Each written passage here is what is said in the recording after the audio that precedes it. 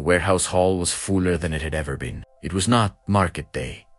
It was not the eve of a festival, and yet people crowded between the sacks of flour and the shelves of tin cans, all staring at the same place. The wooden counter where Anacleto Becerra held, raised above his head, a notebook with a worn cover and bent corners. "This here," he said, tapping the cover with his finger, "is what keeps the accounts of this house standing." A girl's notebook, full of scribbles and addition sums. "You trust the future of your families to this." Scattered laughter ran through the people present. Some shook their heads in disbelief. At the back of the hall, leaning near the rear door, Cachila pressed her hands together and felt her face burn not with shame, but with a quiet rage that had been building for years. Then the door of the residence next to the warehouse opened, and Mr. Elpidio, still pale from the fever that had kept him in bed for weeks, appeared leaning on the doorframe.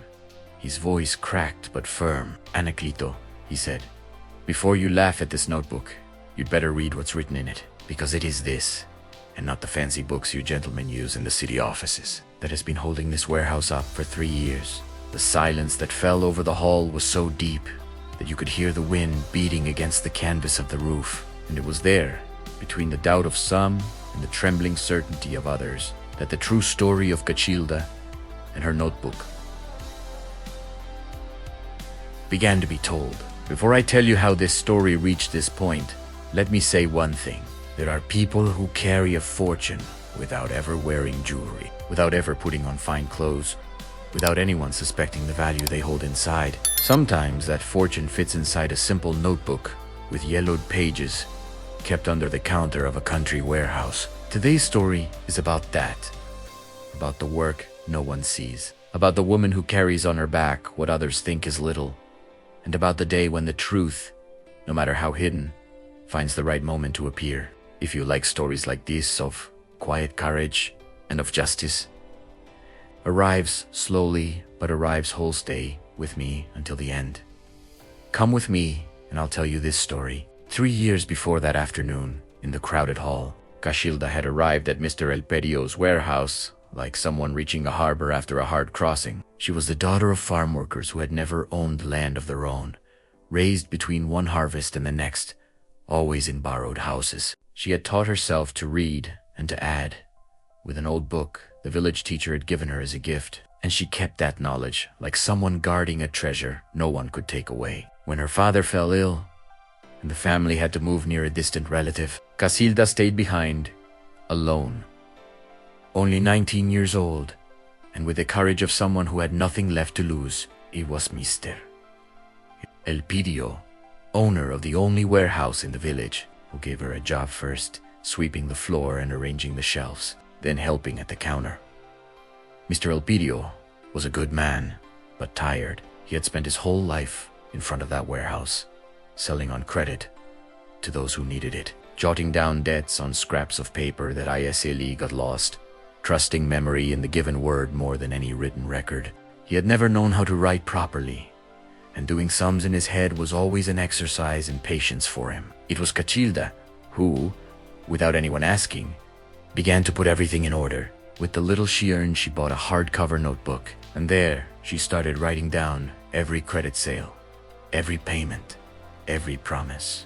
She also noted the names of the families going through hard times, how much they could pay each month, when the harvest would come, when it was time to wait a little longer before collecting. "Girl, that's not your job," Mr. Elpidio said the first time he saw her bent over the notebook after closing time. "You already sweep, arrange, and serve customers. You don't need to meddle with the accounts."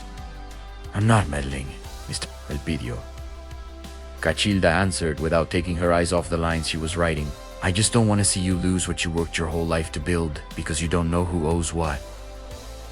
The old storekeeper laughed, but he kept that answer, and little by little he began to notice that Cachilda's notebook knew things he himself had forgotten. It knew that Mrs. Herculana always paid in 3 installments after the cotton harvest.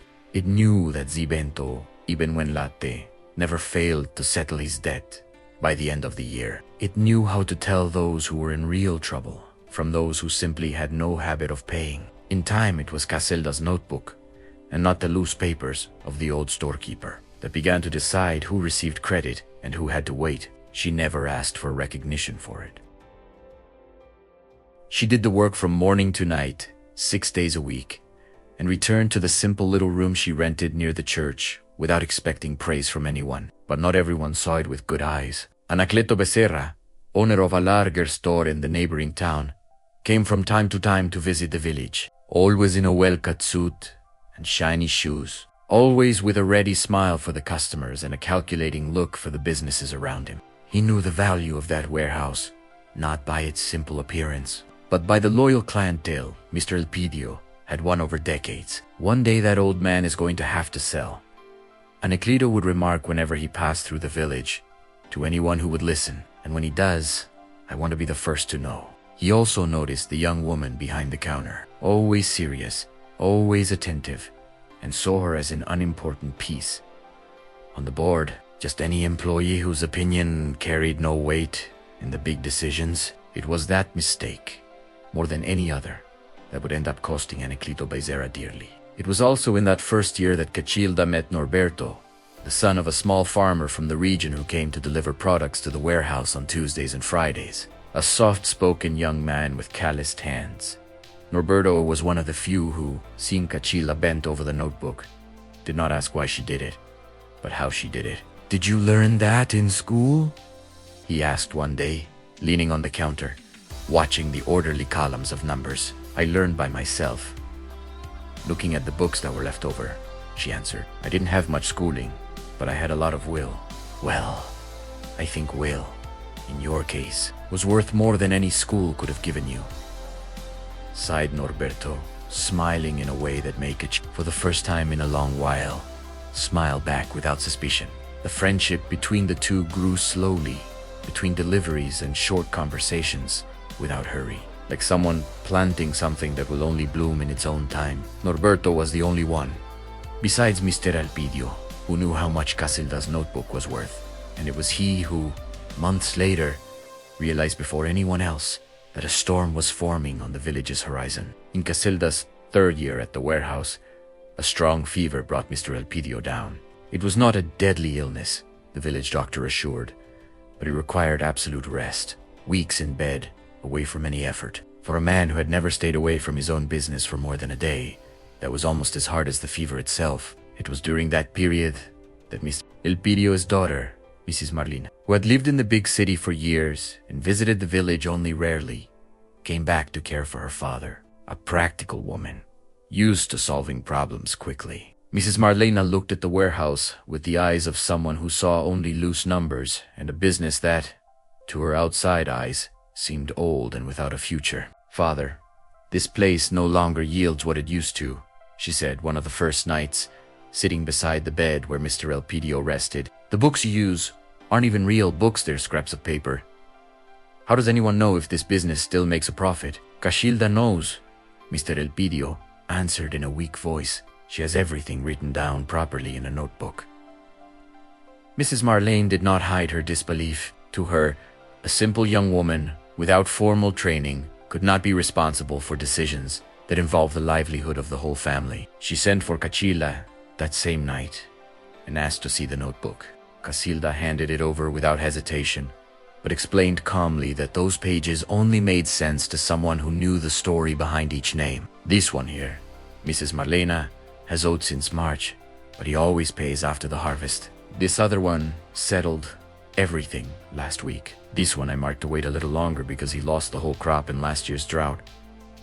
Mrs. Marlena leafed through the pages without understanding the logic in them and handed the notebook back with a mixture of distrust and impatience. "This may look nice, but that is not how you run a business. I need someone who knows how to keep real accounts with a real book."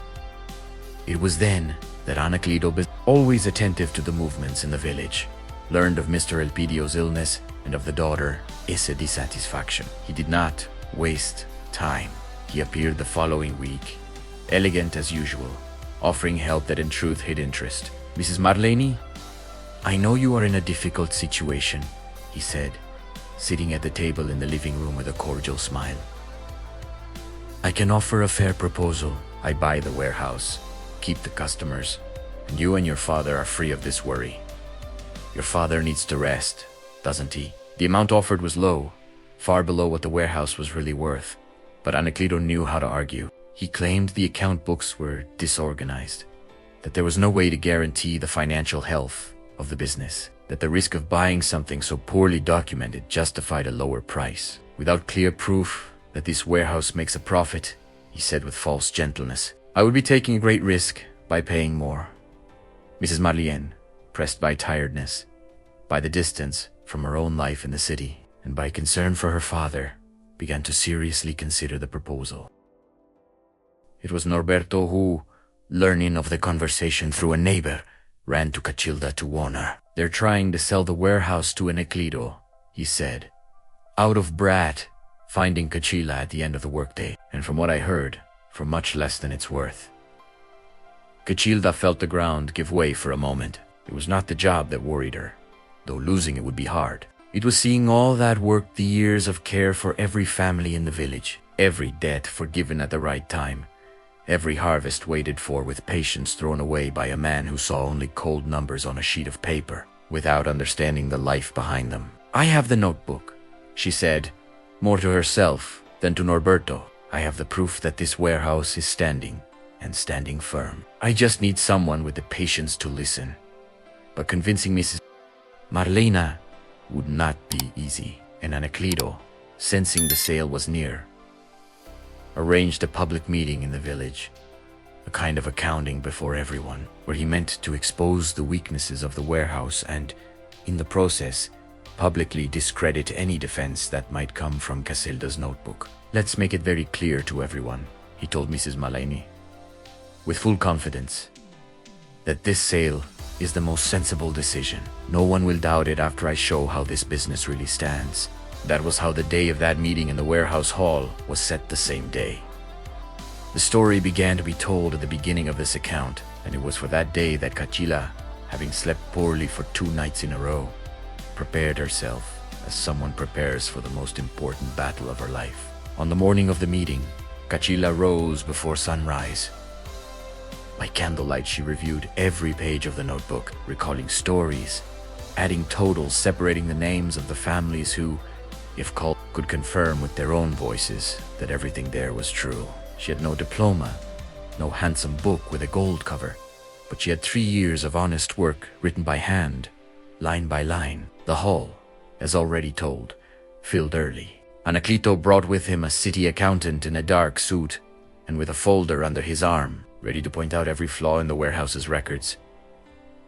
Mrs. Marlene, sitting near the counter, avoided looking directly at her father, who had insisted on getting out of bed against the doctor's orders to follow that moment closely. It was when Anacleto raised the notebook above his head and laughed at the worn cover, calling it a girl's scribbles, that Mr. Elpidio appeared in the doorway, pale but determined, and asked that they read what was written before any laughter. The city accountant, more out of formality than real interest, opened the notebook and began to leaf through it. Little by little, the look of disdain on his face gave way to an expression of surprise. The pages, organized by month, contained not only numbers, but clear explanations, payment dates, reasons for delay, verbal agreements, honestly recorded, and at the end of each month, a total that matched exactly the stock and the cash of the warehouse. This here, the accountant said, looking at Anacleto with some hesitation, is better organized than many books I see in large city stores. Every movement has a justification, and by my quick calculations, this warehouse is not only in the Reddit has been making steady profit for the last 2 years. Murmur of surprise ran through the hall. Señora Herculana, present among the customers, raised her voice.